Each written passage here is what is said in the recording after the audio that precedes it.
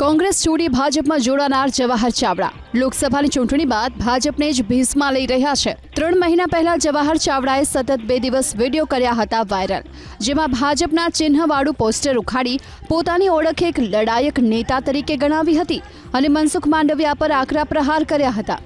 એવામાં હવે જવાહર ચાવડાએ જિલ્લા ભાજપ પ્રમુખ સામે જ મોરચો માંડ્યો, જેને લઈ ચર્ચા શરૂ થઈ કે ચૂંટણી તે શું પતી, ભાજપમાં શરૂ થઈ ચૂકી છે યાદવાસ્થળી। કોંગ્રેસને પણ મોકો મળ્યો ભાજપ પર શબ્દબાણ છોડવાનો।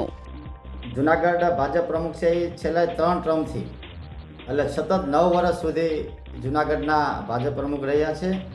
આ વોચને કારણે તેણે અસંખ્ય ક્લાસ 1 અધિકારી, ક્લાસ 2 અધિકારી, ક્લાસ 3 અધિકારીને ક્લચમાં લઈ અને એને પોતાને એના શરણાગતિ સ્વીકારી લ્યો કાં ટૂંકમાં એ કેમ કરો। આવું અસંખ્ય વખત અસંખ્ય એવા બનાવ લોકમુખે ચર્ચાય છે। અમારી પાસે પણ અસંખ્ય એવી ફરિયાદો આવેલી છે।